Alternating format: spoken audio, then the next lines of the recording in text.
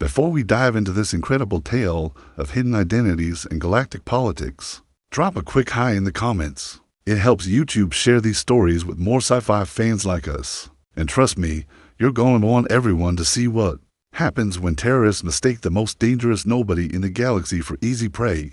The Harmony 9 space station was a masterpiece of interspecies cooperation, built in neutral space to serve as the galaxy's premier diplomatic venue. Its rotating habitat rings house delegates from 47 different civilizations, each species maintaining their own environmental zones while sharing common areas. Designed for peaceful interaction, Thomas Park had been assigned to the most modest quarters available, a single room in the humans section that was barely large enough for a bed and desk.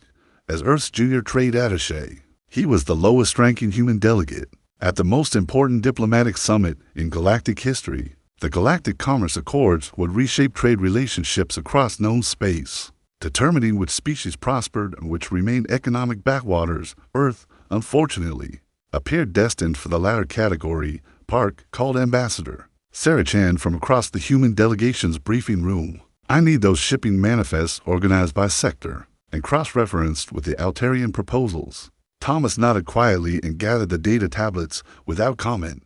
At 32, he had the unremarkable appearance of someone designed by evolution to blend into crowds. Average height, brown hair that never quite stayed properly combed. The kind of face that people forgot 5 minutes after meeting him, which was exactly the way he liked it. "The kid works hard," commented Deputy Ambassador Martinez to his colleague, Dr. Elizabeth Warren, as they watched Thomas methodically sort through documents. "Shame he's so forgettable. Been here 3 days and half the aliens still don't know. We have a third delegate." Dr. Warren nodded absently, her attention focused on the complex trade negotiations that would determine whether Earth gained access to the vegan hyperspace shipping routes. "As long as he keeps the paperwork straight, that's all we need. Leave the important work to us." Thomas suppressed a smile as he continued organizing files. If only they knew what important work he was actually doing during their long diplomatic sessions. Every conversation, every casual comment, every unguarded moment between alien delegates was being carefully cataloged in his mind and transmitted through channels that officially didn't exist. The summit itself was a testament to galactic diversity and hierarchy. The massive central chamber could accommodate beings ranging from the diminutive Kepler gnomes to the towering crystalline Altarians. Atmospheric zones allowed species with different environmental needs to participate, while universal translators made communication possible despite the babble of languages. But hierarchy was evident in every detail. The Vegan Trade Federation occupied the premium location closest to the central podium, their sleek blue-skinned representatives commanding attention wherever they went. The militant Zephyrian Empire held the second-tier positions, their armored delegates serving as a reminder that military power often trumped economic influence. The humans sat in the back corner, barely tolerated and largely ignored. The pattern is consistent across all major species, Thomas thought as he observed the social dynamics during the morning session. The Andromedans dismissed human concerns with polite condescension. The Regelians acted as if Earth didn't exist. Even the usually diplomatic Centaurian seemed bored whenever Ambassador Chen spoke. To the galaxy at large, humans were a minor nuisance, a young species that had stumbled into space travel barely a century ago and now presumed to participate in negotiations between civilizations that were ancient, when Earth was still cooling from its formation. But Thomas knew something the other delegates didn't. Every slight, every dismissal, every casual insult was being recorded and analyzed by intelligence networks that spanned the galaxy. Earth might appear weak and irrelevant, but appearances could be devastatingly deceptive. The attack came during the third day's cultural exchange session. Thomas was in the station's botanical garden, a beautiful space where species from across the galaxy had contributed plant life from their homeworlds. He found it peaceful, one of the few areas where the political tensions that dominated the summit seemed to fade into irrelevance. He was examining a fascinating crystalline flower from Altair 7 when the first explosion echoed through the station. Emergency alarms began wailing immediately. The garden's atmospheric controls shifted to emergency mode, sealing off sections and activating protective barriers through the transparent aluminum windows. Thomas could see ships approaching the station, sleek, predatory vessels that he immediately recognized as Nexari design. The Nexari were a radical faction that opposed galactic integration on ideological grounds. They believed that species should remain separate. That cooperation led to cultural contamination and evolutionary weakness. Their terrorist attacks had been growing bolder over the past year, targeting trade centers and diplomatic facilities. All delegates report to secure zones immediately. Announce the station's AI over the communication system. This is not a drill. Hostile forces have breached station security. Thomas began moving toward the designated safe area when he heard voices behind him. Harsh, clicking sounds that his linguistic training identified as Nexari combat dialect. He turned to see 6 figures in environmental suits moving through the garden, weapons raised, clearly searching for targets. His first instinct was to run. His training, however, told him to observe it and remember. The Nexari moved with military precision, suggesting formal combat experience rather than amateur terrorism. Their weapons were high-end military hardware, not improvised devices, and their coordination indicated careful planning and intelligence gathering. Human, one of the Nexari spotted him and called out in accent in standard galactic. "You come with us." Now, Thomas raised his hands in surrender, his mind already calculating possibilities. Being taken hostage wasn't part of any plan, but intelligence. Operatives learned to adapt to unexpected circumstances. The Nexari herded him through corridors filled with panicking delegates, toward what appeared to be a cargo bay that had been converted into a holding area. Along the way, Thomas counted terrorist numbers, noted their positions, and memorized the route. Inside the cargo bay, 11 other hostages were already secured, representing most of the summit's major players. Ambassador Liara from Andromeda, Trade Minister Vexical from the Zephyrian Empire, Economic Coordinator ZHALL from the Vegan Federation, the galaxy's most influential beings. All now prisoners of radical terrorists. And Thomas Park, Junior Trade Attaché from Earth, looking completely out of place among such distinguished company. The Nexari leader, a tall figure whose environmental suit bore the rank insignia of a military commander, surveyed his prisoners with obvious satisfaction. "I am Commander Vectros of the Nexari Liberation Movement," he announced through his suit's speakers. "You represent the corruption that is destroying galactic civilization, the mixing of species, the contamination of pure cultures, the weakness that comes from cooperation." He gestured toward the terrified hostages. "Your governments will have 24 hours to agree to our demands. Immediate dissolution of all interspecies trade agreements, withdrawal from integrated colonies, and return to proper species segregation. If they refuse," Vectros drew a weapon that hummed with deadly energy, "you will serve as examples of what happens to those who betray their evolutionary heritage." Ambassador Liara, despite her obvious fear, spoke with the dignity of someone accustomed to command. "Commander, surely we can discuss this rationally. There must be some accommodation." Silence. Vectros' weapon swung toward her. "There will be no negotiation with corruption. You will broadcast our demands to your governments. They will comply, or you will die. It is simple." His compound eye swept across the hostages, pausing briefly on Thomas. "Although I notice we have wasted a position on a human, no one will negotiate for the life of such an insignificant creature." Several of the other hostages looked at Thomas with something approaching pity. Even in their shared captivity, the galactic hierarchy remained intact. The human was clearly the most expendable prisoner. Thomas said nothing, but his right hand moved almost imperceptibly toward his left ear. The gesture was so slight that none of the guards noticed, but his fingertip made contact with a microscopic device that had been surgically implanted. Beneath his skin, the neural implant activated with a quantum burst so brief and subtle that the terrorist sensors registered nothing more than a minor electromagnetic fluctuation.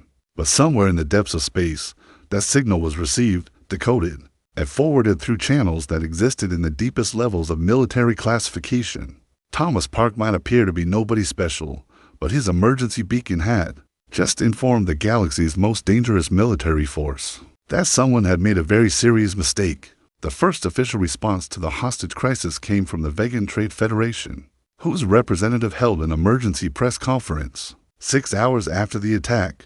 "While we deplore this act of terrorism," announced Trade Coordinator Velenash, her blue skin shimmering with controlled emotions, "we must prioritize the safety of truly important diplomatic personnel. The Nexari have captured Economic Coordinator Joel, whose expertise is irreplaceable in our trade negotiations. A reporter from the Galactic News Network asked, "What about the other hostages, including the human delegate?" Velanesh's pause was telling. "Of course, we hope for the safe return of all prisoners. However, we must be realistic about the relative value of different species representatives. Some losses would be more acceptable than others." Similar statements emerged from governments across the galaxy. The Zephyrian Empire demanded the immediate release of Trade Minister Vexicle, while making no mention of other hostages. The Andromedans insisted that Ambassador Liara's safety was their absolute priority. Even the typically diplomatic Centaurians focused exclusively on their own captured delegate. Only Earth seemed concerned about all the hostages. Equally, the position of the United Earth government is clear, declared President Maria Santos during an emergency briefing. "Every sentient being has inherent worth and dignity. We will not abandon any hostage, regardless of their species or perceived importance." The galactic response to Earth's statement ranged from polite dismissal to open mockery. "How touching," commented Zephyrian Defense Minister Krellick during a military briefing that was deliberately leaked to the media. "The humans want to save everyone. Perhaps they should focus on saving themselves first."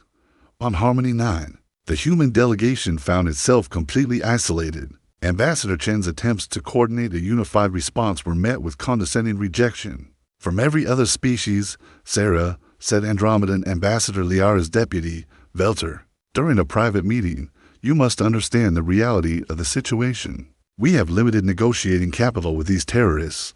We cannot waste it on forgive me. But your delegate is simply not important enough to risk other lives." Ambassador Chen's expression remained diplomatic, but her voice carried an edge that Velter missed entirely. "I see. And who, exactly, decides which lives are worth saving? The galaxy has hierarchies for good reason." Velter replied with the patient tone of someone explaining basic facts to a child. "Your species is young, your influence minimal, your contributions to galactic civilization barely measurable. It's not personal, it's simply mathematical." Chen nodded slowly. "Mathematical. I remember that." What Velter didn't know was that Ambassador Sarah Chen was not just Earth's senior diplomat. She was also the sister of Admiral Sarah Chen, the architect of humanity's greatest military victories and the most decorated officer in Earth Defense Force history. And Thomas Park was not just a junior trade attaché. He was Thomas Park Chen, her nephew, and one of the most effective intelligence operatives humanity had ever produced. Meanwhile, in the cargo bay, converted to a prison, the hostages were beginning to show the strain of captivity. The Nexari provided minimal food and water, kept the lighting harsh and constant, and made it clear that any resistance would result in immediate execution. "They're going to kill us," whispered Trade Minister Vexicle, his usually imposing demeanor reduced to frightened desperation. "My government won't risk war with these fanatics. They'll negotiate for some of us, but not all." Ambassador Liara tried to maintain diplomatic optimism. "Surely our governments will find a solution. These terrorists can't believe they can simply murder galactic representatives without consequences. Can't they?" asked Economic Coordinator ZHALL bitterly. "Look at their casualty projections. They've calculated exactly which of us are worth saving and which are expendable." All eyes turned to Thomas, who sat quietly in the corner, apparently resigned to his fate. Even among the hostages, the hierarchy was obvious. The human was clearly the most likely to be sacrificed. But if the other prisoners could have read Thomas's thoughts, they would have been amazed by his calm analysis of their situation. He had cataloged every guard rotation, memorized the terrorists' positions, identified their weapons and tactical weaknesses. He knew exactly how many Nexari were aboard the station, where their ships were docked, and what their escape routes would be. Most importantly, he knew that help was coming. Every 12 hours, Thomas performed his subtle ritual, a brief touch behind his ear followed by whispered words to quiet for the guards to hear, to his fellow hostages. It looked like prayer or mental breakdown. In reality, it was a status report transmitted through quantum entanglement to the most classified military networks in human space. Position stable, hostages secured, 12 Nexari operatives, Class 7 military equipment. Estimate 48-hour window for tactical response, awaiting extraction protocol authorization. Somewhere in the depths of space, those reports were being received by people who understood their true significance. and decisions were being made that would reshape the galaxy's understanding of humanity's place in the cosmic order. Commander Vectro seemed to enjoy the psychological warfare as much as the political objectives. He regularly visited the hostages to deliver updates on their government's responses, clearly taking pleasure in their growing despair. The Zephyrians have agreed to preliminary negotiations, he announced during one such visit. They value Trade Minister Vexco highly enough to make concessions. The Andromedans are also showing flexibility regarding Ambassador Liara. He paused dramatically before turning to Thomas. However, the human governments seem less engaged. Perhaps they understand that some sacrifices are necessary for the greater good. Thomas looked up at the terrorist leader with eyes that showed no fear, only a strange kind of patience. Everyone matters to someone, Commander. Vectros laughed, a harsh sound through his environmental suit's speakers. Noble sentiment from a species that barely qualifies as spacefaring. Tell me, human, who exactly matters to you? What great power will come to save the insignificant Thomas Park? Thomas's smile was barely visible, but it was genuine. You'll find out soon enough. The terrorist leader dismissed the comment as bravado, but something about the human's confidence was unsettling. No one facing execution should look so expectant as the deadline approached. Galactic governments began making their calculations explicit. The Vegans announced they would negotiate for their economic coordinator. The Zephyrians prepared military options to rescue their trade minister. The Andromedans activated diplomatic channels to secure Ambassador Liara's release. Only Earth seemed prepared to risk everything for a nobody that no one else valued. The human position is admirable, but naive, commented military analyst Reckford during a galactic news broadcast. They simply don't understand the realities of interspecies politics. Some individuals are more valuable than others. It's not personal, just practical. But in the depths of space, something was moving toward Harmony 9 at velocities that should have been impossible. Something that would soon teach the galaxy a new lesson about the practical value of underestimating humanity. Thomas Park might be a nobody to everyone else, but to the people who mattered most, he was family. And the Chen family had a very simple rule about family: nobody gets left behind. 18 hours before the execution deadline, sensors throughout the Harmony 9 system registered a brief quantum anomaly, a ripple in space-time that lasted less than a microsecond and occurred at the very edge of detection range. The station's AI flagged it as a sensor malfunction and automatically logged it for routine maintenance review. Commander Vectros was preparing for the final phase of his operation when the report reached his attention. The quantum signature was unusual enough to warrant investigation. A deep space scan showed nothing but empty void where the anomaly had occurred. Probably stellar interference, his technical officer reported. The local star has been showing increased magnetic activity. Vectros nodded dismissively. After decades of military service, he learned that space was full of phenomena that looked dangerous but proved harmless. His focus remained on the psychological pressure campaign against the hostages and their governments. What he didn't know was that the quantum anomaly had been caused by the activation of the most advanced stealth system ever developed by human military engineers. The UES Vengeance had just dropped out a quantum fold drive at the edge of the system, and its approach would be completely invisible to every sensor known to galactic science. Aboard the Vengeance, Captain Elena Vasquez stood in the ship's command center, surrounded by holographic displays showing every detail of the terrorist operation. The 15-mile stealth dreadnought was humanity's newest and most classified military asset, equipped with weapons that could reshape local space-time and defensive systems that existed partially outside normal reality. Status report, Captain Vasquez commanded, her voice carrying the authority of someone who had earned her position through years of impossible victories. All systems optimal, Captain, reported Commander Torres from the tactical station. Stealth field at maximum efficiency. The station sensors show no indication of our presence. Analysis of hostage situation. Dr. Sarah Kim, the ship's intelligence officer, manipulated the holographic display to show the cargo bay where the prisoners were held. 12 hostages, including Thomas Park Chen. Nixari force estimated at 60 operatives with military-grade equipment. They're well prepared for conventional rescue attempts. Captain Vasquez studied the tactical situation with a calm precision that had made her Admiral Chen's most trusted protege. She had served under Sarah Chen during the Centauri War. where she learned that the most impossible missions often had the simplest solutions. What's Thomas's condition? Stable. His neural implant indicates no physical harm, and his status reports suggest he's maintained operational readiness. Despite 18 hours of captivity, Vasquez almost smiled. Thomas Park-Chan had inherited more than just his aunt's family name. He had her legendary composure under pressure and her ability to gather intelligence, even in the most dire circumstances. Captain, interrupted Communications Officer Martinez. We're receiving diplomatic traffic from multiple governments. They're all discussing hostage negotiations, but no one's mentioning Thomas except Earth. To the galaxy at large, he's completely expendable. Vasquez's expression hardened. She had served alongside the Chan family for 15 years, had watched Thomas grow from an idealistic young diplomat into one of humanity's most effective intelligence operatives. The idea that alien civilizations considered him disposable was about to prove very expensive for everyone involved. Time to intercept. 6 hours at current stealth approach velocity, reported the navigation officer. Make it 4, and prepare for full decklock on my authorization.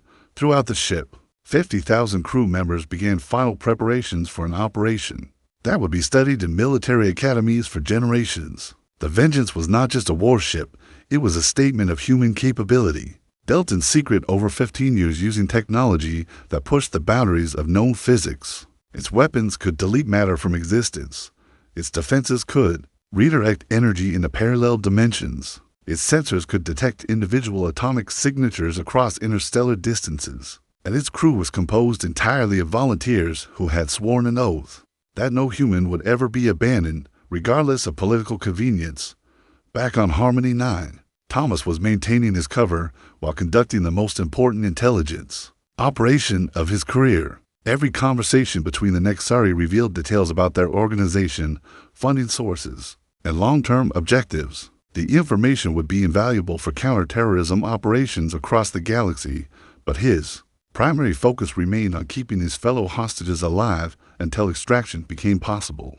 They're going to start with you, whispered Ambassador Liara during one of their brief rest periods. The human, Vectros, wants to demonstrate that some lives don't matter. Thomas nodded calmly. I understand. Aren't you afraid? Thomas considered the question seriously. Fear is information, Ambassador. It tells you what matters most. Right now, what matters most is making sure all of us survive the next few hours. Trade Minister Vexical looked at the human with grudging respect. You're not what I expected from your species. What did you expect? Weakness, panic, the kind of emotional breakdown that proves humans aren't ready for galactic civilization. Thomas's smile was gentle but knowing. Minister, I think you're going to discover that humans are full of surprises. Economic coordinators had been listening to the conversation with growing curiosity. As the Vegan Federation's most experienced diplomat, she had developed an ability to read subtle social cues that often revealed more than words. Thomas, she said quietly, there's something different about you. You're not acting like someone facing execution. How should I be acting? Terrified, desperate, begging for rescue. Joe paused, studying his expression. Instead, you seem almost expectant, as if you know something we don't. Thomas met her gaze steadily. I know that every sentient being has value, regardless of what their governments might believe. And I know that some people understand that principle better than others. Before ZHALL could pursue the conversation further, Commander Vectros entered the cargo bay with a squad of guards. The terrorist leader seemed energized, clearly anticipating the culmination of his operation. My friends, he announced with mock courtesy, the deadline approaches and your governments have shown their true priorities. Some of you will be saved, others, he gestured toward Thomas, others will serve as examples. Vectros activated a portable communication device. We will broadcast the first execution in 12 hours. The galaxy will witness what happens to those whose lives are deemed worthless by their own people. Thomas stood up slowly, drawing every eye in the cargo bay. For the first time since his capture, he spoke with authority rather than resignation. Commander, before you proceed with your demonstration, there's something you should know about me. Vectros paused, intrigued despite himself. And what would that be? Insignificant human. Thomas's hand moved to touch the spot behind his ear, but this time the gesture was deliberate and visible. The neural implant responded to his conscious command. transmitting a final message that would change everything. "My name is Thomas Park Chen," he said clearly, "and someone is coming for me." The quantum burst from his neural implant reached the Vengeance instantaneously. In the ship's command center, Captain Vasquez received the signal she'd been waiting for. "All stations, this is the captain. We have authorization for immediate extraction. Thomas has gone active. Decloak in 60 seconds and prepare for tactical response." Throughout the stealth dreadnought, systems that had been operating in whisper mode suddenly blazed to full power. Weapons that could restructure matter at the subatomic level charged to firing readiness. Defensive fields that existed in 17 dimensions activated around the ship's hull, and in the space around Harmony 9, something impossible prepared to become visible. Commander Vectros stared at Thomas with growing unease. The name meant nothing to him, but the human's sudden confidence was deeply unsettling. "Park Chen," he repeated. As an Admiral Sarah Chen, Thomas nodded. "My aunt, and she has very strong feelings about family." For the first time since the operation began, Vectros felt something approaching fear. Admiral Sarah Chen was a legend throughout the galaxy, the human military genius, who had never lost a battle, who had turned impossible odds into stunning victories, who commanded the respect and terror of every spacefaring civilization. "Impossible," Vectros said, but his voice lacked conviction. "Our intelligence indicated you were a minor trade official." "Your intelligence was designed to indicate that," Thomas replied calmly. "I've been undercover for 5 years, gathering information on galactic political and military capabilities. Every conversation, every casual comment, every unguarded moment has been cataloged and transmitted to Earth's strategic intelligence networks." The implications hit the terrorist leader like a physical blow. If Thomas Park Chen was actually an intelligence operative, if he was Admiral Chen's nephew, if he had been gathering classified information for years. "You're lying," Vectros said desperately, "a psychological trick to delay your execution." Thomas checked his chronometer. "In approximately 30 seconds, Commander, you're going to discover exactly how serious my family is about protecting its members outside Harmony 9. Space itself began to ripple. The stealth field around the Vengeance collapsed in a cascade of released energy that lit up every sensor in the system. What had been empty voids suddenly contained 15 miles of predatory metal and ceramic, bristling with weapons that made the station's defenses look like children's toys. The ship's appearance was so sudden and massive that several of the station's navigation computers crashed, trying to process the impossible readings. Emergency alarms began wailing as the facility's AI struggled to comprehend how something so large had appeared without warning on a terrorist command deck. Sensor operators stared at their displays in disbelief. "Commander," one of them called desperately, "massive contact bearing 27 Mark 5. It's enormous." Vectros rushed to the nearest view screen and felt his mandibles go slack with terror. The ship approaching Harmony 9 was larger than some asteroids, designed with the predatory elegance that marked humanity's deadliest military vessels. Its hull gleamed with the distinctive blue-white glow of quantum field generators, and its weapon ports were already cycling to active status. In the cargo bay, the hostages stared in amazement as external cameras showed them the impossible sight. Economic Coordinators was the first to find her voice. "By the ancient gods," she whispered. "What is that thing?" Thomas's smile was proud and satisfied. "That, my friends, is the used Vengeance, and it's here to take us home." The ship's communication systems activated, broadcasting on every frequency simultaneously. Captain Vasquez's voice filled every speaker on Harmony 9 with the cold authority of absolute power. "Attention Nexari terrorists. This is Captain Elena Vasquez of the United Earth ship Vengeance. You are holding Thomas Park Chen, a protected member of a military family under the direct authority of Admiral Sarah Chen. You have 60 seconds to release all hostages and surrender your vessel." Commander Vectros felt his world collapsing. Around him, he had captured what he thought was an insignificant human, only to discover that he had taken the nephew of the galaxy's most dangerous military commander. "This is impossible," he muttered, staring at the massive warship that had appeared from nowhere. "How did they find us so quickly? How did they know?" Thomas stood up in his restraints, and for the first time since his capture, he allowed his true personality to show through his cover identity. "Commander," he said with the quiet confidence of someone who had just won a game that had been playing. "For years, you never captured a nobody. You capture the single most important intelligence asset in human space. And now you're about to learn why kidnapping a Chen family member is considered an act of war. The countdown had begun, and in less than 60 seconds, the galaxy would discover that humanity's reputation for protecting its own wasn't just reputation. It was a promise that would be kept at any cost. The 6-second ultimatum passed in absolute silence. Commander Vectros stood frozen on his command deck, staring at tactical displays that showed the impossible reality outside his ship. The human vessel was not just large, it was actively defying several known laws of physics. Energy readings indicated power output that should have torn the ship apart. Yet its hull remained intact. Weapon systems registered configurations that existed only in theoretical mathematics. Commander, his tactical officer called desperately, they're powering weapons. Energy signatures are, they're beyond our measurement capabilities. Vectros realized he had three options: surrender and face the political consequences of failure, attempt to negotiate using the hostages as leverage, or die fighting an enemy that clearly outclassed everything in his arsenal, being Nexari. He chose the third option. All ships, attack formation, he commanded. Concentrate fire on their command section.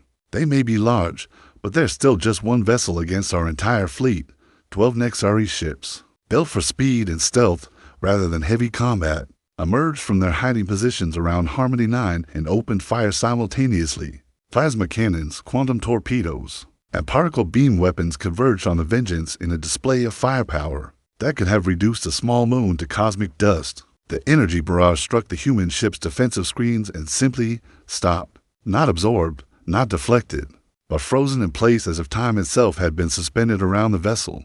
For a moment, the space around the Vengeance blazed with contained destruction that couldn't find its target. Then the human ship responded. What emerged from the Vengeance's weapon ports wasn't conventional energy or projectiles. Reality itself seemed to bend around beams of twisted space-time that reached out like impossible fingers to touch each Nexari vessel where the beams made contact. The ships didn't explode, they simply ceased to exist. Their matter scattered across dimensions that had no names. In less than 30 seconds, the Nexari fleet had been reduced from 12 ships to empty space, filled with slowly expanding clouds of elementary particles. Impossible, Vectros whispered, watching his entire military force vanish as if it had never existed. What kind of weapons are those? On Harmony 9, diplomatic delegates from 47 species were asking the same question. The display of military technology they had just witnessed exceeded anything in their databases, challenged their understanding of physics, and completely redefined their assessment of human capabilities. Captain, reported Commander Torres from the Vengeance's tactical station. Hostile fleet eliminated. Station defensive systems are powering down. They're not even attempting resistance. Captain Vasquez nodded grimly. The message had been sent and received. Humanity possessed military technology that made resistance pointless. Now came the more delicate task of extracting the hostages without triggering a massacre. Open a channel to the terrorist leader, she commanded. Vectros jumped when his communication console activated without authorization, displaying the bridge of the human warship. The woman who appeared on his screen looked human enough, but her eyes held the cold calculation of someone who had commanded forces beyond his comprehension. Commander Vectros, Captain Vasquez said without preamble, your fleet is gone. Your cause is lost. Your only remaining choice is whether your people die alongside you or live to reconsider their life choices. You cannot have him, Vectros snarled, gesturing toward where Thomas was held. Even if you destroy the station, we'll kill the hostages first. No, Captain Vasquez replied calmly, you won't. Before Vectros could respond, Thomas and the other 11 hostages vanished in columns of sparkling light. The terrorist guards stared in shock at the empty space where their prisoners had been standing only seconds before. Transporter technology. Thomas's voice came through the communication system, now speaking from the safety of the Vengeance's bridge. We've been able to beam people through solid matter for over a decade. Your threats were meaningless from the moment we arrived. Vectros realized he was looking at his own death. With the hostages safe, the humans had no reason to show mercy to the terrorists who had threatened their family member. Wait, he called desperately. I surrender. We all surrender. Captain Vasquez studied him with the same expression she might have used to examine an interesting insect. Commander, she said finally. You made a fundamental error in judgment. You assumed that humans were weak because we appeared peaceful. You confused restraint with inability, and most importantly, you threatened a member of the Chen family. She paused, letting the implication sink in. The Chen family has served Earth for generations. We have died for each other, bled for each other, and sacrificed everything for each other. When you took Thomas, you declared war on people who have never lost a battle. Please, Vectros begged, all his ideological fervor dissolving in the face of imminent annihilation. We were fighting for our principles, for species purity, for the prevention of cultural contamination. And now you'll serve as an example of what happens to people who mistake human compassion for human weakness. The Vengeance's weapons systems powered up again, but this time with surgical precision. Beams of coherent energy struck specific points throughout the Nexari ship, disabling weapons, engines, and life support systems while leaving the crew compartments intact. You and your people will be turned over to galactic authorities, Captain Vasquez announced as Nexari terrorists found themselves trapped in a dead ship. They can decide what to do with individuals who take hostages and threaten civilians. But understand this, if any member of your organization ever threatens a human being again, there will be no negotiation, no surrender, and no mercy. The communication ended, leaving Vectros alone with the wreckage of his ambitions and the growing realization that he had fundamentally misunderstood humanity's place in the galactic order. Aboard the Vengeance, Thomas stood in the ship's medical bay as Dr. Patricia Hayes conducted a thorough examination. The other rescued hostages were receiving similar treatment, their injuries and trauma being addressed by medical technology that was generations ahead of anything available on their homeworlds. You're remarkably calm for someone who was facing execution an hour ago, Dr. Hayes observed as she ran a neural scanner over Thomas's implant. It's been an interesting 5 years, Thomas replied. You learn to stay composed when your cover depends on it. Speaking of which, interrupted Captain Vasquez as she entered the medical bay. We need to discuss the intelligence implications of your exposure. Thomas nodded. His undercover operation was now completely blown. Every alien government would know the Earth had been conducting espionage at the highest levels of galactic politics. The diplomatic fallout would be enormous. How much of my real mission is going to become public? He asked. All of it. Vasquez replied grimly.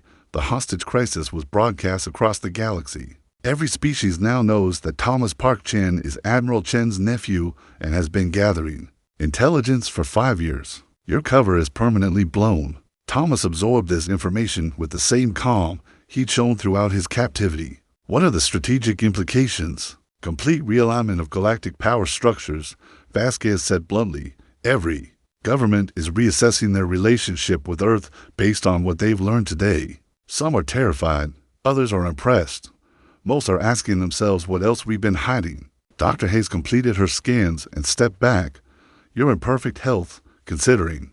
The neural implant performed flawlessly. We received every status report you transmitted. Good. I was particularly concerned about the intelligence regarding Nexari funded sources. They're not operating independently. Captain Vasquez's expression sharpened. Explain. The weapons, ships, and coordination required for this operation exceed anything a terrorist organization should be able to afford. Someone with substantial resources has been supporting them. The question is who and why. Before Vasquez could respond, Commander Torres' voice came through the ship's communication system. Captain, you need to see this. We're receiving diplomatic communications from every government in the galaxy. And I mean every government. Vasquez and Thomas made their way to the command center, where holographic displays showed incoming messages from 47 different species. The volume of communication was unprecedented.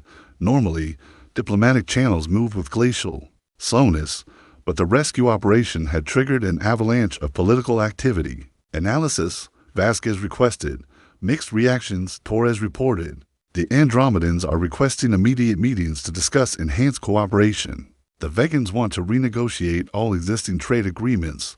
The Zephyrians are mobilizing their border fleets, but they're also sending diplomatic envoys.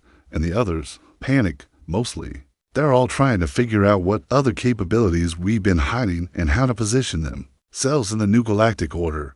Thomas studied the communication patterns with the analytical mind that had made him such an effective intelligence operative. They're not just reacting to our military technology. They're reacting to the political implications of my exposure, which are, if Earth has been conducting deep cover intelligence operations for 5 years, if we've been studying their governments and military capabilities, if we've been able to place operatives at the highest levels of galactic politics without detection. Thomas paused. Then we know all their secrets. The silence in the command center was profound as the implications sank in.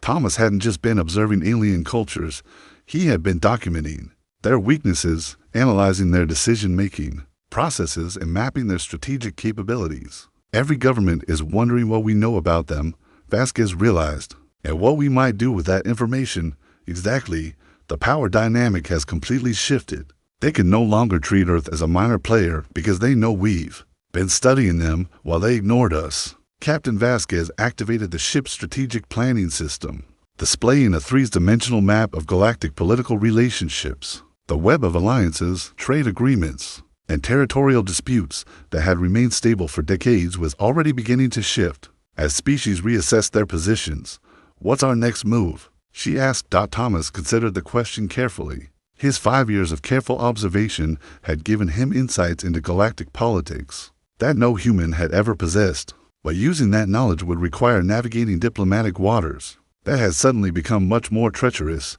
"We need to get back to Harmony 9. He said finally. The summit is going to continue, but now everyone knows that the quiet human in the corner was actually cataloging their every weakness. The negotiation dynamics will be completely different. Are you sure you want to face them? Some of these species are going to be very angry about the deception." Thomas's smile was wry. "Captain, I've spent 5 years pretending to be someone I'm not while gathering intelligence on civilizations that considered me beneath their notice. Facing angry diplomats will be refreshing by comparison, an hour later. Thomas stood in the Vengeance's transporter room, preparing to return to Harmony 9. He had changed from his rumpled hostage clothing into a formal diplomatic uniform that bore the insignia of his true rank, Senior Intelligence Coordinator, Earth Strategic Analysis Division. "Are you sure about this?" Captain Vasquez asked. "You could return to Earth. Let someone else handle the diplomatic fallout." "No," Thomas said firmly. "I started this operation 5 years ago. I'm going to see it through to completion." The other rescued hostages had chosen to return to their respective delegations, but they had all taken the time to thank Thomas personally. The transformation in their attitudes was remarkable. Beings who had barely acknowledged his existence now treated him with genuine respect. Thomas, Ambassador Liara had said before departing, "I owe you an apology. My government's willingness to abandon you was shameful. You showed more courage in captivity than I've seen in 30 years of diplomacy." Similar sentiments had come from Economic Coordinators EHALL, Trade Minister Vexical, and the other hostages. They had witnessed humanity's response to the crisis and understood that their initial dismissal of Earth had been a serious error in judgment. "Transport when ready," Thomas told the operator. The familiar tingle of molecular disassembly surrounded him, and when it faded, he was standing in the main diplomatic chamber of Harmony 9. The reception he received was unlike anything he had experienced in 5 years of undercover work. Every delegate in the chamber turned to look at him, some with fear, others with curiosity, many with the careful respect accorded to someone whose true capabilities had been dramatically revealed. The quiet nobody who had taken notes in the back corner was gone, replaced by a figure who commanded immediate attention. Ambassador Chen approached first, her expression mixing relief with professional concern. "Thomas, are you all right?" "I'm fine, Aunt Sarah. Thank you for calling in the cavalry." "I didn't," she replied quietly. "Elena Vasquez made that decision on her own when she received your emergency signal. Apparently, protecting Chen family members is considered a fleet-wide priority." Thomas nodded, understanding the implications. The rescue hadn't been ordered by civilian authorities. It had been an autonomous military response triggered by family loyalty and service bonds that transcended official command structures. "The political situation?" he asked. "Fluid. Everyone wants to know what you learned during your time undercover. Some species are threatening to withdraw from the summit entirely, claiming they were operating under false pretenses, and others are offering us concessions they would never have considered yesterday. Apparently, the demonstration of our military capabilities has been educational." Thomas surveyed the diplomatic chamber, noting the changed seating arrangements, the altered body language, the whispered conversations that stopped when aliens noticed him looking. The entire dynamic of the summit had shifted in the span of a few hours. "I suppose I should address the assembly," he said. "Thomas," Ambassador Chen warned, "be careful. What you say now will determine Earth's diplomatic relationships for generations." Thomas nodded and walked to the center of the chamber.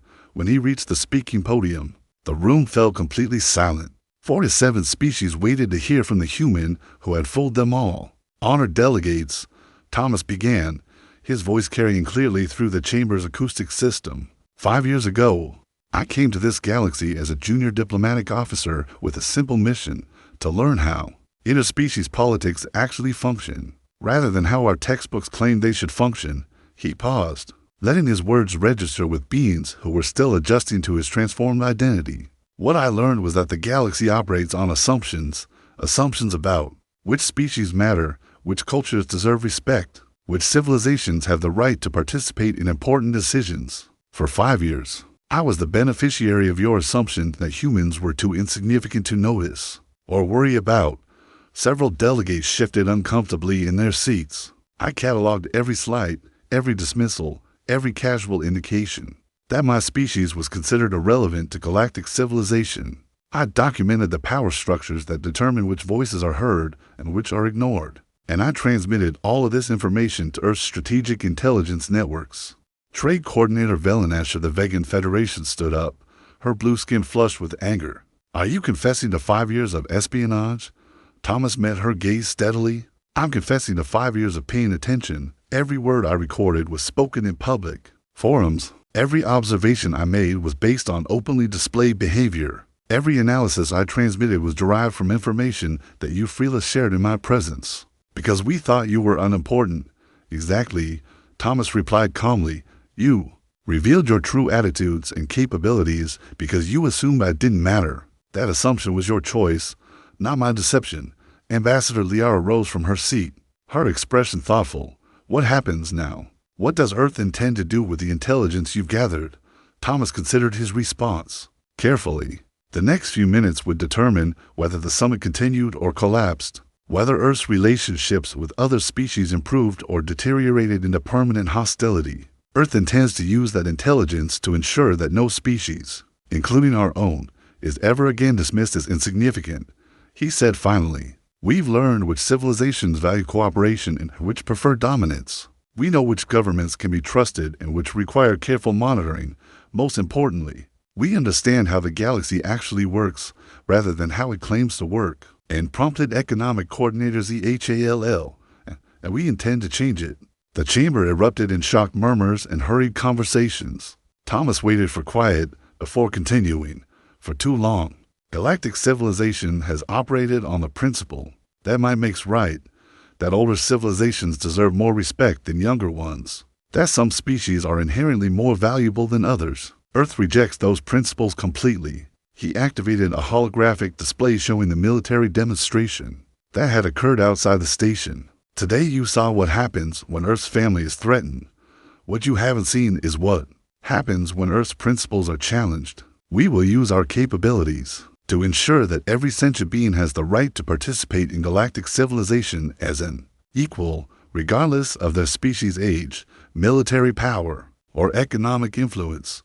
Defense Minister Krellick of the Zephyrian Empire stood up, his armored form towering over the other delegates. "Are you threatening us?" "I'm promising you," Thomas replied without hesitation. "The era of galactic hierarchy is ending. Species that embrace cooperation and equality will find Earth a generous ally. Those that cling to dominance and supremacy will discover that humanity has very strong feelings about bullies." The silence in the chamber was absolute as 46 species processed the implications of Earth's new position. The humans were no longer asking for a seat at the table. They were announcing their intention to rebuild the table entirely. "The summit will continue," Thomas announced, "but it will continue under new principles. Every delegate has an equal voice. Every proposal receives fair consideration. Every species' interests are treated with equal respect." He paused, surveying the assembly one final time. "Welcome to the new galactic order, honored delegates. I hope you find it more just than the old one." The 3 days following Thomas's revelation transformed the Harmony 9 summit. From a routine trade negotiation into the most significant diplomatic event in galactic history, species that had operated under established hierarchies for millennia suddenly found themselves forced to interact as equals with civilizations they had previously dismissed. The Vegan Trade Federation, accustomed to dominating economic discussions through sheer market influence, discovered that their traditional tactics were no longer effective when every other species knew that Earth was monitoring their behavior and prepared to intervene if necessary. This is intolerable.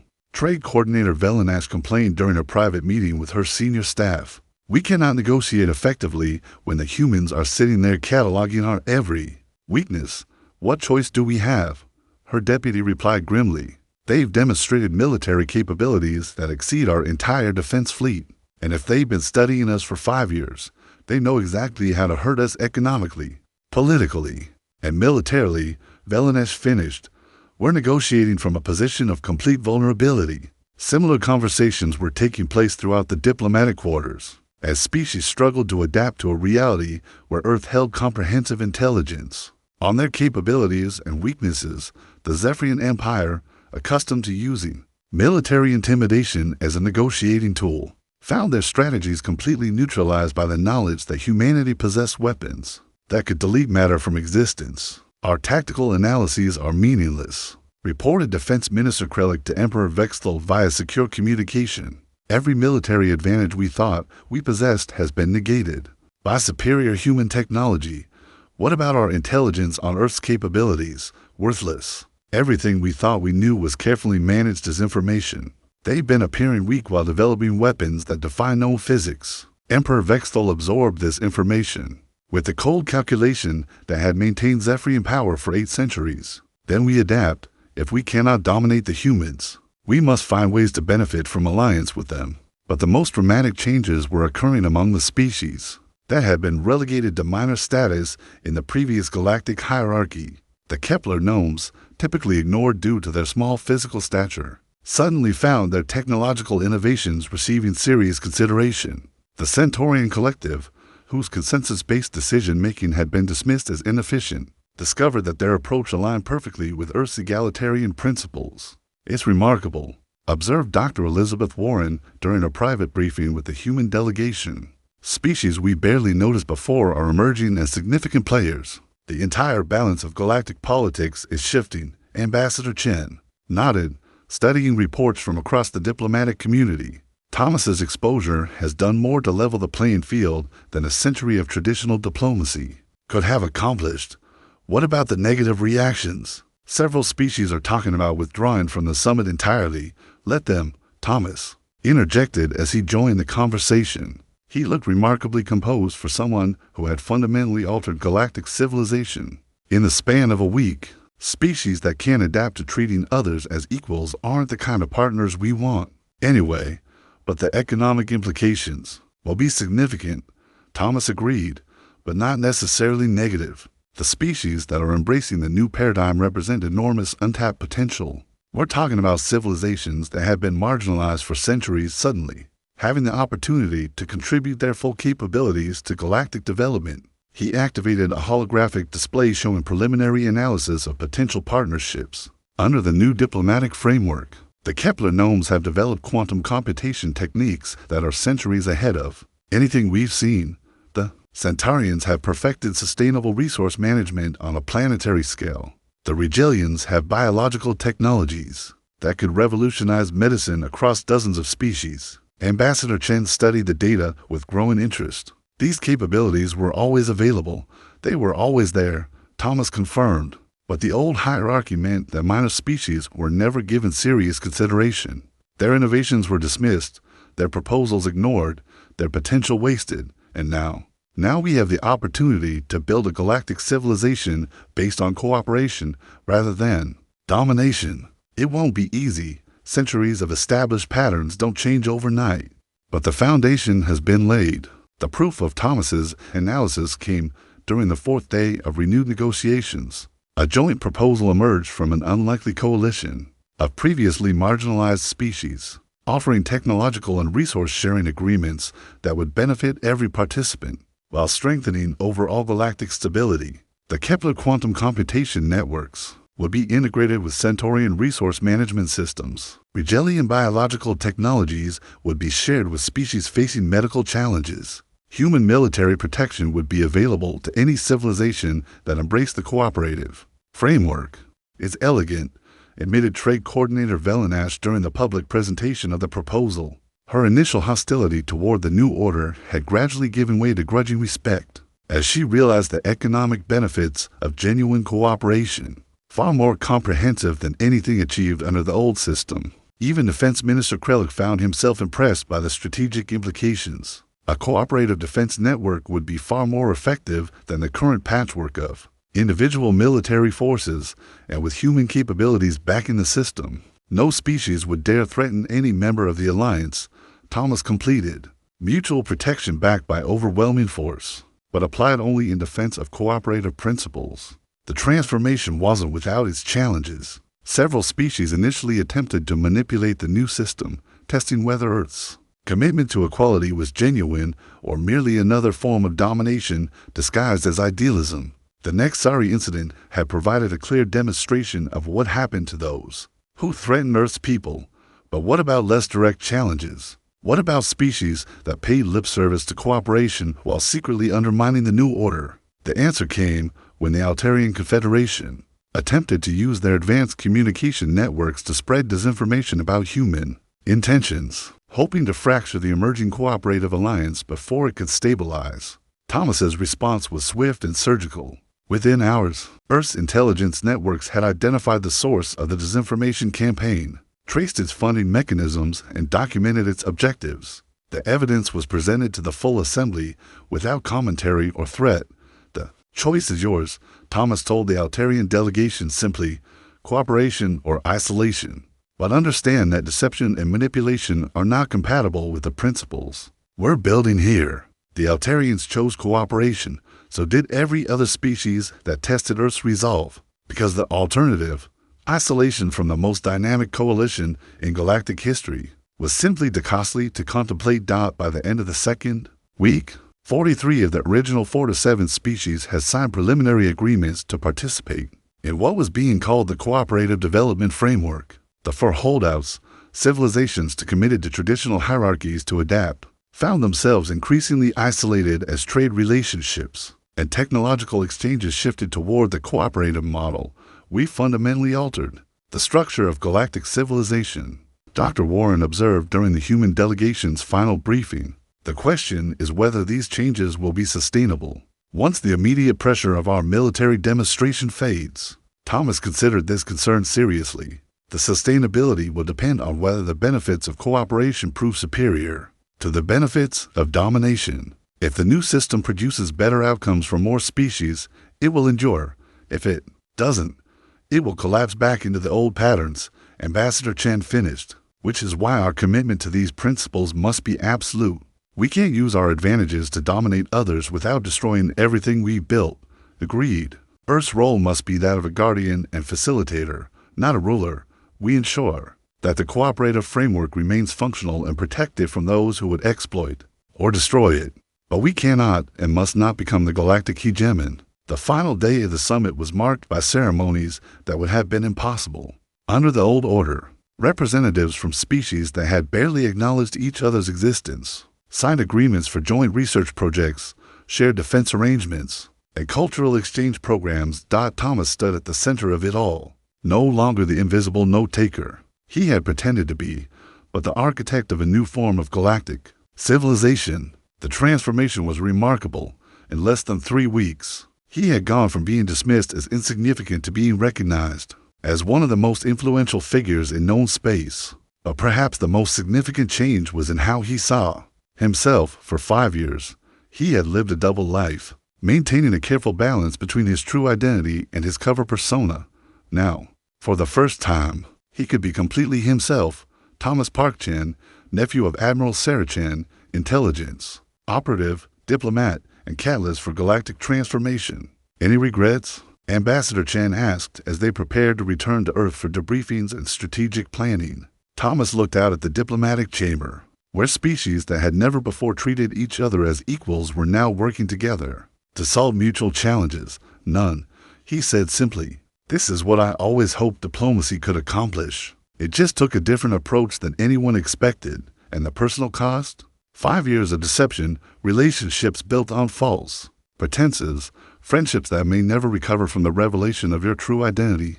Thomas's expression grew thoughtful. Some relationships have been damaged, yes, but others have grown stronger. When people know who you really are, when they understand your true motivations and capabilities, the connections you build are more genuine. He gestured toward Ambassador Liara, Economic Coordinator Zhou, and Trade Minister Vexical, who were engaged in animated discussions about joint infrastructure projects. They're not angry about the deception anymore. They understand why it was necessary, and they respect what it accomplished. That's worth more than the comfortable lies of the old system. As the human delegation prepared to depart Harmony 9, Thomas received a final communication from Captain Vasquez aboard the Vengeance. "Congratulations on the diplomatic success," she transmitted. "Admiral Chen sends her compliments and her pride in what you've accomplished. Thank you, Captain, and thank you for the rescue. I wasn't entirely certain the help would arrive in time." "Thomas," Vasquez's voice carried a note of amusement, "you're Chen. Did you really think we'd let anyone harm you without consequences?" Thomas smiled, understanding the deeper message. The rescue hadn't been about diplomatic protocols or strategic calculations. It had been about family, loyalty, and the simple principle that some bonds transcend political convenience. "See you back on Earth, Captain. Looking forward to it. And Thomas, the galaxy is going to be a very different place because of what you've accomplished here." As the transport prepared to depart for Earth, Thomas took one last look at Harmony 9. The station that had hosted routine trade negotiations had become the birthplace of a new form of galactic civilization. The nobody who had been dismissed as insignificant had become the catalyst for the most fundamental political transformation in known history. But perhaps most importantly, the galaxy had learned that humanity's greatest strength wasn't their military technology or their intelligence capabilities. It was their unwavering commitment to the principle that every sentient being deserved dignity, respect, and the opportunity to participate in civilization as an equal. The age of galactic hierarchy was ending. The age of cooperation had begun. And it had all started with the rescue of someone everyone thought was nobody special. 6 months after the Harmony 9 summit, Thomas Park Chan stood in the Rose Garden of the Presidential Palace in Geneva, briefing President Maria Santos on the implementation of the Cooperative Development Framework. The transformation of galactic politics had proceeded even faster than the most optimistic projections had predicted. 41 species have now ratified full participation agreements, Thomas reported, consulting his quantum tablet. 12 more are in advanced negotiations. The economic benefits are already exceeding our initial estimates. President Santos studied the holographic displays showing trade flows, technological exchanges, and resource-sharing arrangements that span the galaxy, and the military situation stable. The demonstration of our capabilities has had the desired deterrent effect. Aggressive actions between member species have dropped by 97%, and we haven't had to intervene militarily since the Nexari incident. What about the holdout species? Thomas's expression grew more serious. 6 species have refused to participate in the cooperative framework, but they're finding themselves increasingly isolated. The Corthonian Empire is facing economic difficulties as their traditional trade partners shift to cooperative arrangements. The Valdorian hegemony has lost 3 member worlds that chose to join our alliance instead. Are they likely to cause trouble? Possibly. Species that built their power on dominating others don't adapt well to equality-based systems. We're monitoring the situation carefully, President Santos nodded, then shifted to a more personal topic. How are you adapting to your new role? It's quite a change from undercover intelligence work. Thomas smiled. His position as Earth's chief diplomatic coordinator was indeed different from his years of maintaining cover identities and gathering intelligence in secret, but it was also remarkably fulfilling in ways he hadn't expected. It's refreshing to be able to speak honestly about human principles and capabilities, he said. For 5 years, I had to pretend that Earth was weak and irrelevant. Now I can openly advocate for the values we actually believe in, and the alien responses to your honesty, mixed but generally positive. Once species understood that our strength was being used to protect cooperation, rather than enforce domination, most of them became enthusiastic supporters. Even former adversaries have found benefits in the new system.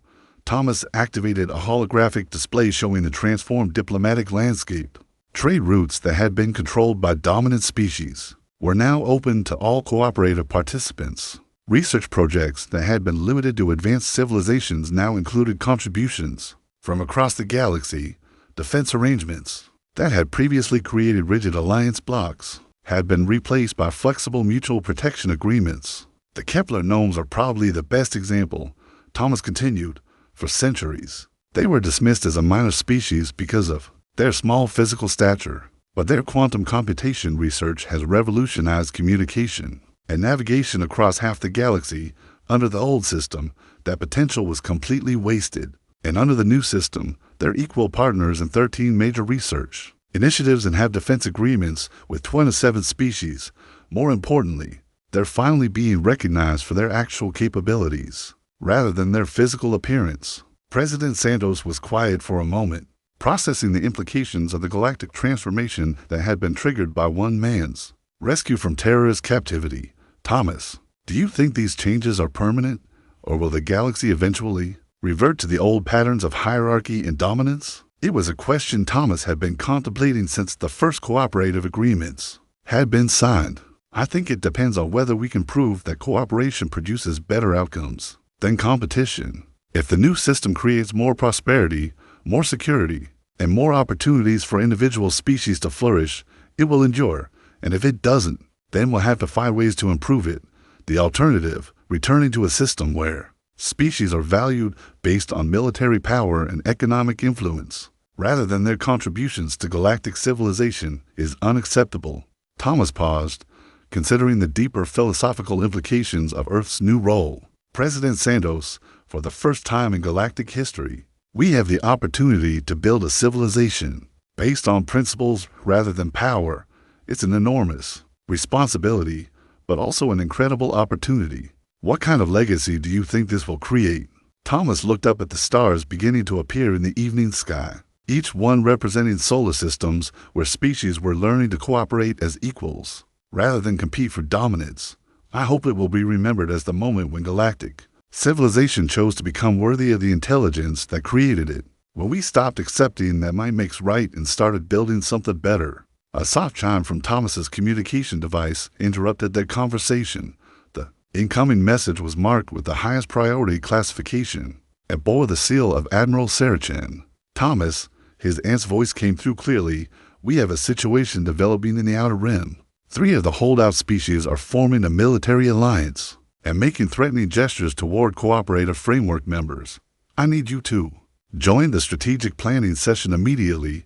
Thomas looked at President Santos, who nodded grimly. Go, and Thomas, remember that sometimes the most important diplomatic tool is the knowledge that Earth will back its principles with force, if necessary. An hour later, Thomas stood in the command center of Earth's Strategic Defense Headquarters, surrounded by holographic displays showing military movements throughout the galaxy. Admiral Chen presided over the briefing with the calm authority that had made her legendary across known space.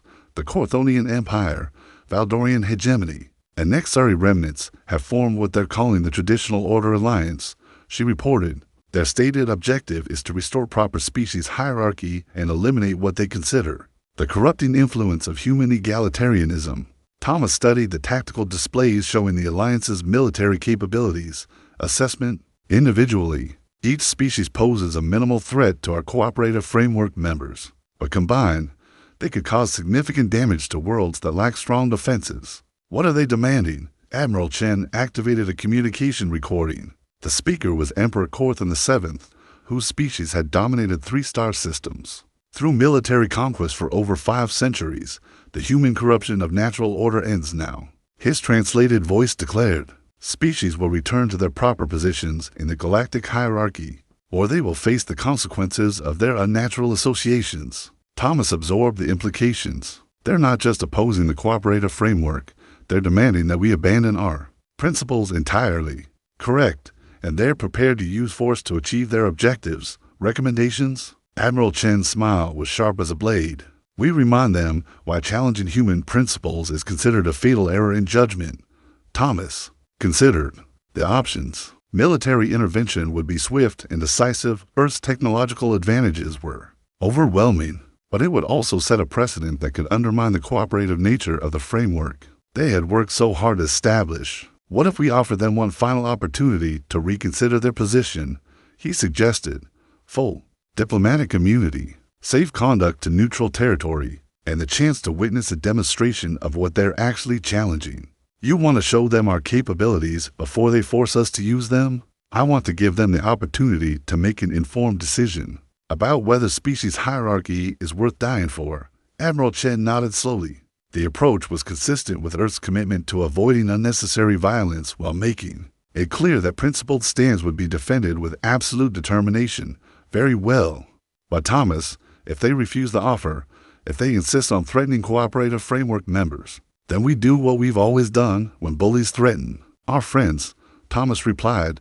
We remind them that humans have very strong feelings about justice. The demonstration took place in the Neutral Harmony System, witnessed by representatives from every spacefaring civilization in the galaxy. Earth's newest warship, the UES Justice, materialized from stealth mode to display capabilities that exceeded even the Vengeance's impressive technology. Thomas stood on the observation deck of the diplomatic station, watching as reality bent around weapons that could restructure matter at the subatomic level. Entire asteroids were converted into complex molecular structures. Energy barriers that existed in 17 dimensions surrounded the ship like impossible aurora. Propulsion systems moved the 15-mile vessel through space-time configurations that made conventional faster-than-light travel look primitive. Impressive. COMMENTED Ambassador Liara, who had requested permission to observe the demonstration. But is it enough to deter species that have built their entire identity around military dominance? Thomas watched the representatives of the Traditional Order Alliance as they absorbed the implications of what they were seeing. Emperor Korthan VII looked physically ill as he realized that his empire's entire military could be eliminated by a single human vessel without the ship sustaining damage. It's not about deterrence, Thomas replied. It's about offering them a choice between evolution and extinction. They can adapt to a galaxy where cooperation is more valuable than conquest, or they can cling to obsolete principles until those principles destroy them. The demonstration concluded with the Justice returning to stealth mode, leaving no trace of its presence except for the impossibly complex molecular sculptures it had created from raw asteroid material. The message was clear. Earth possessed the capability to reshape reality itself, but chose to use that power for creation rather than destruction. The response from the Traditional Order Alliance came within hours. The Korthonian Empire withdraws from aggressive action and requests formal discussions regarding participation in the Cooperative Development Framework, announced Emperor Korthan VII in a public broadcast that reached every corner of the galaxy. Similar announcements followed from the Valdorian hegemony and the remaining Nexari factions. The demonstration of Earth's capabilities had accomplished what months of diplomatic negotiation could not. It had convinced the last holdouts that the age of species hierarchy was truly over. 6 months later, Thomas stood once again in the diplomatic chamber of Harmony 9, but the gathering was unlike any in galactic history. 47 species sat together as equals, their representatives working together on challenges that affected all of galactic civilization. The Kepler gnomes were leading a joint research initiative to develop communication networks that could connect every inhabited world in the galaxy. The Centaurians had designed resource management systems that would eliminate scarcity-based conflicts between species. Even the former members of the Traditional Order Alliance were contributing their expertise to cooperative projects that would benefit everyone. It's remarkable, observed Dr. Elizabeth Warren, who had been promoted to Earth's Secretary of Interspecies Affairs a year ago. Most of these species barely acknowledged each other's existence. Now they're working together on projects that would have been impossible under the old system. Thomas nodded, watching a joint presentation by Zephyrian military engineers and Andromedan cultural specialists on a defense network that would protect archaeological sites throughout the galaxy. The cooperation between former rivals was a testament to what became possible when species chose collaboration over competition. The transformation has exceeded our most optimistic projections, he agreed, but the real test will be maintaining these principles as new challenges emerge. What kind of challenges? Thomas activated a holographic display showing long-range sensor readings from the galactic edge. We're detecting signals from beyond known space, Other civilizations, possibly more advanced than anything we've encountered. If they prove hostile, the cooperative framework will face its first real test. Dr. Warren studied the sensor data with growing concern. How advanced are we talking about?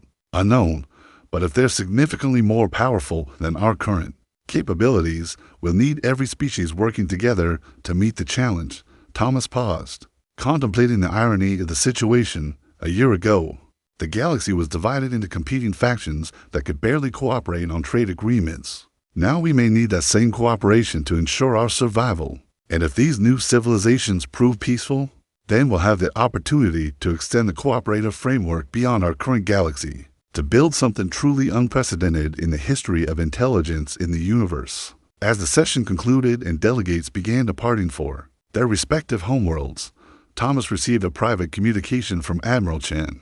Thomas, we've completed analysis of the signals from beyond the galactic edge. You need to see this immediately. 20 minutes later, Thomas stood in Earth's most classified intelligence facility, staring at data that would once again transform everything humanity thought they knew about the universe. The signals are definitely artificial, Admiral Chen reported, but they're not from a single civilization. We're detecting at least 17 different technological signatures, all coordinated in what appears to be a massive cooperative enterprise. Thomas absorbed this information with the same calm he had shown during every crisis in his diplomatic career. A galactic federation that's been operating beyond our detection range? More than that, analysis suggests they've been observing us for decades, possibly centuries. The signal patterns indicate they're aware of our recent political transformation, and they're interested. Interested how? Admiral Chen's smile held both excitement and concern.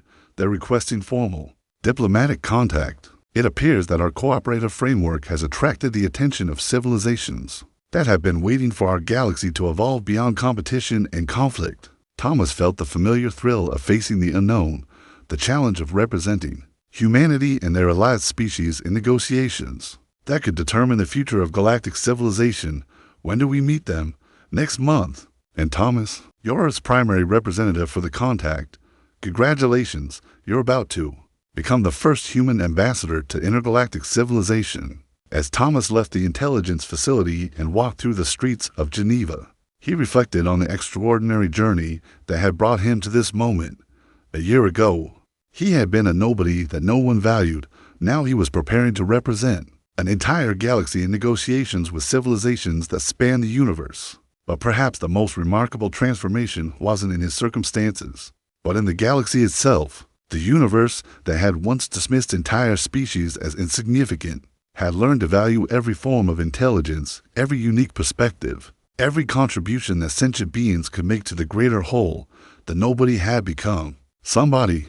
But more importantly, the galaxy had learned that there was no such thing as nobody, only civilizations that hadn't yet discovered how to recognize the worth in others. 2 years after the first intergalactic contact, Thomas Park Chen stood on the observation deck of the U.S. Harmony, humanity's first diplomatic vessel designed specifically for intergalactic relations. Through the transparent aluminum viewports, he could see the impossible sight that had become routine over the past months. Representatives from 47 different galaxies gathered in neutral space to discuss the formation of what was being called the Universal Cooperative Initiative. The Andromedan delegates have confirmed their participation, reported his aide, Dr. Sarah Kim, who had transferred from military intelligence to diplomatic service. That brings our total to 193 species from 47 different galaxies.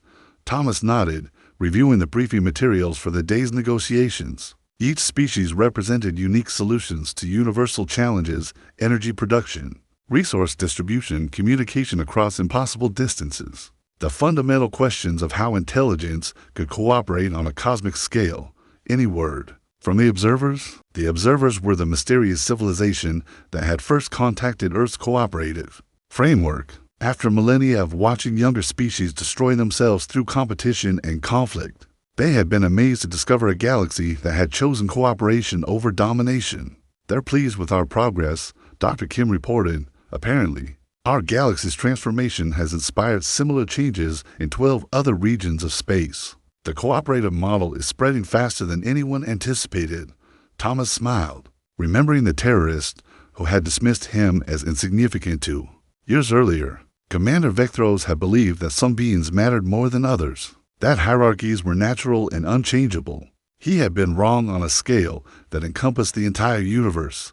Thomas, came a familiar voice over the ship's communication system. Admiral Chen was calling from Earth, where she now served as humanity's Minister of Universal Defense, a position that existed to protect cooperative principles rather than advance human interests. Yes, Aunt Sarah, we received confirmation from the outer spiral civilizations.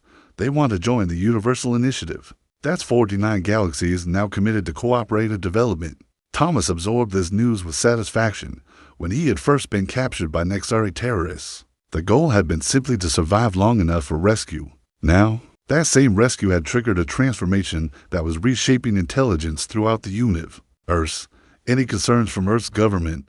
None. President Sandoz sends her congratulations and her authorization to proceed with the expanded framework negotiations. Thomas ended the communication and returned to his preparations for the day's sessions. As Earth's chief universal ambassador, he would be presenting humanity's proposal for integrating newly discovered civilizations into the cooperative structure. It was work that required all the skills he had developed during his years of intelligence gathering and diplomatic negotiation. But it was also work that fulfilled the deeper purpose he had discovered during his captivity, the understanding that every sentient being had inherent worth, regardless of their apparent significance to established power structures. Ambassador, Dr. Kim interrupted his thoughts. You have a visitor.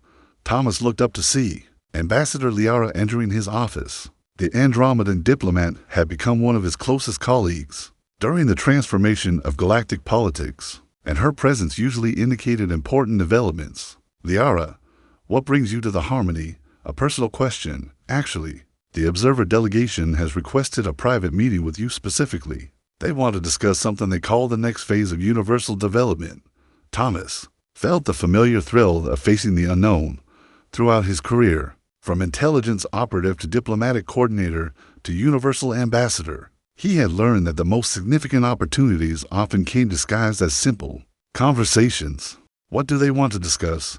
They wouldn't say, but Thomas, they seemed excited, more animated than I've ever seen them. Whatever they want to discuss, it's something they consider revolutionary. 2 hours later, Thomas sat in a conference room that existed partially outside normal space-time, facing beings whose technology had allowed them to observe the development of intelligence throughout the universe for millions of years. The observers appeared as shifting patterns of light and energy, their communications coming directly into his mind rather than through conventional speech. Thomas Park Chan, their collective voice resonated in his consciousness. You have accomplished something we considered theoretically possible, but practically impossible, which is, you have created a sustainable model for cooperation between competitive species. In our millions of years of observation, we have seen thousands of civilizations attempt similar transformations, all of them eventually reverted to conflict and domination. Thomas considered this information carefully. What makes our model different? You understood that cooperation requires strength, not weakness. That equality must be defended, not simply proclaimed. That principles without power are merely suggestions. The observers paused, their energy patterns shifting into configurations that suggested profound excitement. But most importantly, you demonstrated that individual worth transcends species hierarchy. When your people rescued you despite your apparent insignificance to galactic politics, they proved that human values were genuine rather than convenient. And that's significant because it suggests that your species and the alliance you have built may be ready for the ultimate test of cooperative principles. Thomas felt his pulse quicken. What kind of test? The conference room's reality shifted, displaying images of space on a scale that dwarfed anything Thomas had previously contemplated. Galaxies appeared as points of light in structures that spanned impossible distances. And throughout that cosmic web, civilizations that had achieved levels of development beyond current imagination. We are not the only species to have transcended individual galactic development, the observers explained. There are others, civilizations, that have existed for billions of years, that have reshaped matter and energy on universal scales, that have achieved forms of existence your current science cannot comprehend. And they have been waiting for younger species to prove they can be trusted with cosmic-level responsibility. Your transformation of galactic politics from competition to cooperation has attracted their attention. Thomas absorbed the implications. Slowly, you're talking about contact with civilizations that are to us what we are to microorganisms, precisely. And they wish to determine whether intelligence in this region of space has evolved sufficiently to participate in universal civilization. The images shifted to show structures that defied comprehension, engineering projects that span multiple galaxies, energy manipulation on the scale of stellar clusters, forms of art and science that transformed reality itself into expressions of consciousness. Thomas Park Chan, The Observers, continued, you began as someone your own galaxy considered insignificant. You became the architect of cooperative civilization across 49 galaxies. Now you have the opportunity to represent all of known intelligence in contact with beings who have transcended individual cosmic structures. Thomas was quiet for a long moment, contemplating the extraordinary journey that had brought him to this point, from dismissed nobody to universal ambassador to, what, representative of intelligence itself to consciousnesses that existed on cosmic scales. What would be required of me? Simply to be yourself, to demonstrate the principles that transformed your galaxy from competition to cooperation, to prove that intelligence can evolve beyond the need to dominate or be dominated. The reality around Thomas shifted again, showing him glimpses of what universal civilization might look like. Consciousness that spanned multiple universes. Intelligence that created new forms of existence as easily as humans created art. Cooperation on scales that encompassed all possible reality. The beings you would meet have been waiting for billions of years for intelligence to evolve sufficiently to join them. Your species' transformation suggests that the wait may finally be ending. Thomas stood up, feeling the weight of representing not just humanity, not just the galactic cooperative framework, but the potential of intelligence itself to transcend its limitations. When do we begin? The observer's energy patterns brightened with what he had learned to recognize as their equivalent of joy. Now, Thomas Park Chan, the universe has been waiting for someone like you. As the conference room dissolved around him and reality shifted into configurations that had no names. Thomas Park Chan, former nobody, current universal ambassador, future representative of intelligence to consciousness itself, smiled and prepared to discover what lay beyond the boundaries of everything he had ever imagined possible. The nobody had become somebody who would speak for everyone, to beings who transcended the very concept of individual existence. And it all began with a rescue that proved human values were worth more than political convenience. In the vast web of cosmic consciousness that existed beyond space and time, entities that had shaped universes paused in their billion-year meditations to observe the approach of the small being who had transformed intelligence from competition to cooperation. They had been waiting so very long for someone worthy of joining their dance among the stars. And that, my friends, is how one nobody's rescue became the foundation for intelligence itself to evolve beyond the need for hierarchy, beyond the concept of insignificance, beyond the limitations that had confined consciousness for billions of years.